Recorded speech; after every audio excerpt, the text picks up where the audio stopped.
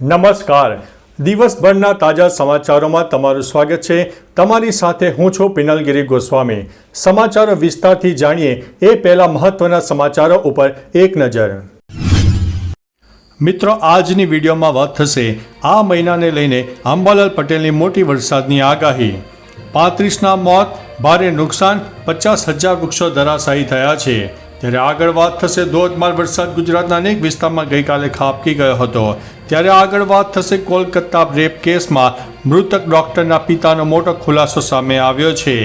કલેડી કોચવે પર લોકો જોખમી રીતે કરી રહ્યા છે અવર જવર, વિડીયો થઈ રહ્યા છે વાયરલ. ત્યારે આગળ વાત થશે વંદે ભારત ટ્રેન ઉપર પથ્થરમારાની ઘટના સામે આવી છે. લોકોને પડતા પર પાટું, શાકભાજીના ભાવમાં વધારો થયો છે. ત્યારે આગળ વાત થશે શિક્ષક ભરતી માટે BEd ડિગ્રી ધારકો અયોગ્ય છે.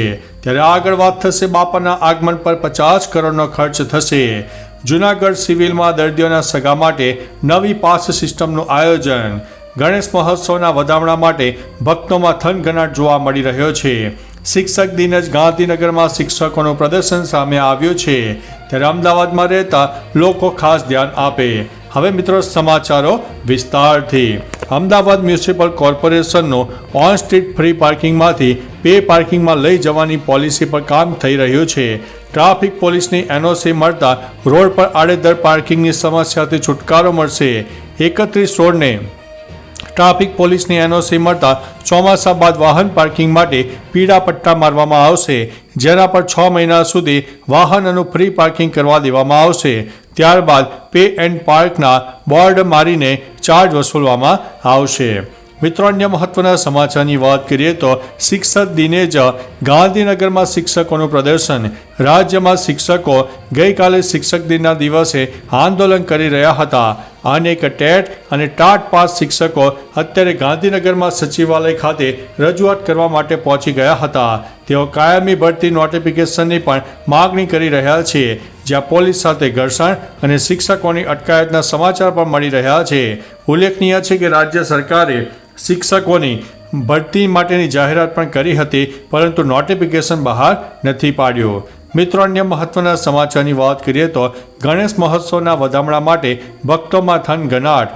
ગણેશ ચતુર્થીથી શરૂ થતા ગણેશ મહોત્સવને લઈને વિઘ્નહર્તાઓની મૂર્તિઓનું સુરેન્દ્રનગર શહેરની બજારમાં આગમન થઈ ચૂક્યું છે. ₹151થી લઈને ₹25,000 સુધીની મૂર્તિઓનું બજારમાં ઉપલબ્ધ છે. દર વર્ષે ગણેશ મહોત્સવનું આયોજન કરતા આયોજકોએ હાલ તૈયારીઓ શરૂ કરી દીધી છે. ઉલ્લેખનીય છે કે સુરેન્દ્રનગરમાં વાદીપરાકા રાજા, સિદ્ધિવિનાયક ગ્રુપ સહિત 100થી વધુ સ્થળોએ ગણેશ મહોત્સવનું આયોજન કરવામાં આવ્યું છે. મિત્રો, અન્ય મહત્વના સમાચારની વાત કરીએ તો જૂનાગઢ સિવિલના દર્દીઓના સગા માટે નવી પાસ સિસ્ટમ અમલી. જૂનાગઢ સિવિલ હોસ્પિટલમાં નવા નિયમો શરૂ કરવામાં આવ્યા છે. તે મુજબ દર્દીઓ સાથે હવે તેમના 2 સગા રહી શકશે. તે માટે પાસ વ્યવસ્થા શરૂ કરવામાં આવી રહી છે. વિવિધ વિભાગોને લઈને જુદા જુદા પાસ તૈયાર કરાયા છે. દર્દી એડમિટ થતાં જ તેમને 2 સગા માટે અન્ય 2 પાસ આપવામાં આવશે. દર્દીને મળવા માટેનો પણ સમય નક્કી કરાશે, તે પણ તેમને પણ પાસ મળશે. મિત્રો, અન્ય મહત્વના સમાચારની વાત કરીએ તો બાપાના આગમન પર 50 કરોડનો ખર્ચ. ગણેશ ઉત્સવની તૈયારીઓ માટે સુરત તૈયાર છે. બાપાના આગમન યાત્રામાં હાઈટેક મ્યુઝિક, લાઇવ સિસ્ટમ, અન્ય શહેર કે રાજ્યના કલાકારો જોવા મળે છે. સુરત શહેરમાં 8,000 જેટલા ગણેશ મંડળો શોભાયાત્રા કાઢે છે, જેમાં ચાલુ વર્ષે અંદાજિત 50 કરોડનો ખર્ચો થવાનો છે. સુરતના 20 મંડળોએ આગમન યાત્રા પાછળ સરેરાશ 25 લાખ, 30 મંડળોએ 15 લાખ, 50 મંડળોએ 10 લાખનું બજેટ રાખ્યું છે, જેમાં 100 મોટા મંડળો જ 14.5 કરોડનો ખર્ચ કરવાના છે. મિત્રો, અન્ય મહત્વના સમાચારની વાત કરીએ તો શિક્ષક ભરતી માટે BEd ડિગ્રી ધારકો અયોગ્ય. છત્તીસગઢની પ્રાથમિક શાળાઓમાં નિયુક્ત 6,285 BEd ડિગ્રી શિક્ષકોની નિમણૂક રદ કરવામાં આવશે.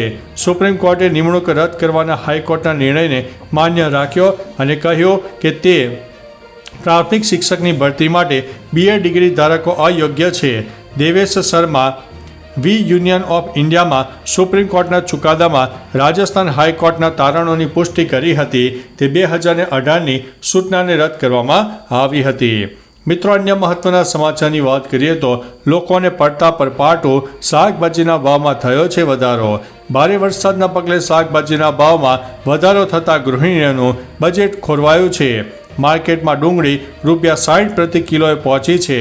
પરવળનો ભાવ 100 થી 120 રૂપિયા, કંકોડાનો ભાવ કિલોએ 140 થી 150 રૂપિયા, ફ્લાવરનો ભાવ પ્રતિ કિલો 100 થી લઈને 120 રૂપિયા, ગવારનો ભાવ 80 થી લઈને 100 રૂપિયા, કોથમીરનો ભાવ 300 રૂપિયા, લીંબુનો ભાવ 200 રૂપિયા પ્રતિ કિલો થયો છે. મિત્રો, અન્ય મહત્વના સમાચારની વાત કરીએ તો વંદે ભારત ટ્રેન પર પથ્થરમારો. ઉત્તર પ્રદેશના વારાણસી શહેરમાં બુધવારે રાત્રે બદમાશોએ લખનઉ પટના વંદે ભારત ટ્રેન ઉપર પથ્થરમારો કર્યો હતો, જેના કારણે મુસાફરોમાં ગભરાટ અને ચીસાચીસ ફેલાઈ ગઈ હતી. પથ્થરમારાના કારણે C5 કોચના કાચ તૂટી ગયા હતા. કોચ એટેન્ડન્ટની ચેતવણી પર ટ્રેનને રોકવામાં આવી હતી અને લોકો પાયલટ આ ઘટના અંગે કંટ્રોલ રૂમને જાણ કરી હતી. પોલીસ હાલ ઘટનાની તપાસ કરી રહી છે. મિત્રો, અન્ય મહત્વના સમાચારની વાત કરીએ તો કલેડી કોઝવે પર લોકો જોખમી રીતે કરી રહ્યા છે અવરજવર. બનાસકાંઠાના અમીરગઢના કલેડી કોઝવે પર લોકો જોખમી રીતે અવરજવર કરી રહ્યા છે.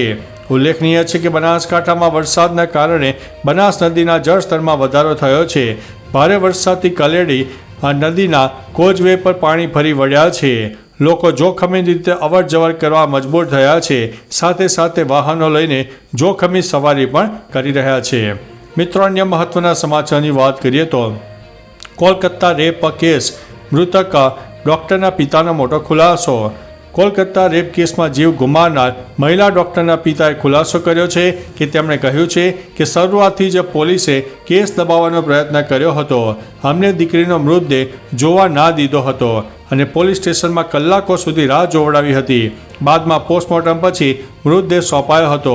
તેમણે આરોપ લગાવ્યો છે કે એક વરિષ્ઠ પોલીસ અધિકારીએ કેસને દબાવવા માટે લાંચ આપવાનો પણ પ્રયાસ કર્યો હતો. મિત્રો, અન્ય મહત્વના સમાચારની વાત કરીએ તો ધોધમાર વરસાદ શરૂ. હવામાન વિભાગની આગાહીના માહોલ વચ્ચે પાટણ અને બનાસકાંઠામાં વરસાદી માહોલ જામ્યો છે. પાટણ શહેર સહિત સમગ્ર પંથકમાં ધોધમાર વરસાદ વરસી રહ્યો છે. વરસાદના કારણે નીચાણવાળા વિસ્તારો પાણીમાં ગરકાવ થઈ ગયા છે. રોડ પર વરસાદી પાણી ફરી વળતા શહેરના તમામ ગરનાળા પાણીમાં ગરકાવ થયા છે. પાણી ભરાતા વાહન ચાલકો અટવાયા છે. પાટણમાં સરસ્વતી પંથકમાં ડીસામાં ખૂબ જ વરસાદ થયો છે. ત્યારે મિત્રો, તમારા વિસ્તારમાં કેવું વાતાવરણ છે નીચે કમેન્ટમાં જરૂરથી જણાવજો. મિત્રો, અન્ય મહત્વના સમાચારની વાત કરીએ તો 35ના મોત, ભારે નુકસાન અને 50,000 વૃક્ષો ધરાશાયી. આંધ્રપ્રદેશ અને તેલંગાણામાં છેલ્લા ઘણા દિવસોથી સતત વરસાદ પડી રહ્યો છે.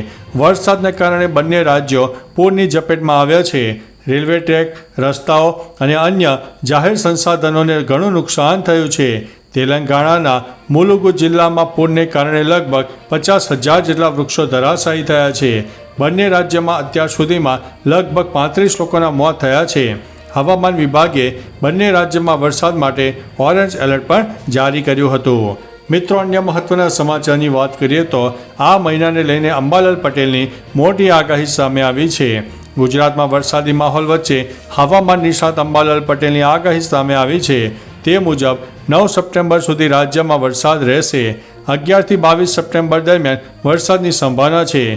પંચમહાલ, મહેસાણા અને બનાસકાંઠામાં ભારે વરસાદ પડી શકે છે. મધ્ય ગુજરાતમાં છૂટોછવાયો વરસાદ થઈ શકે છે.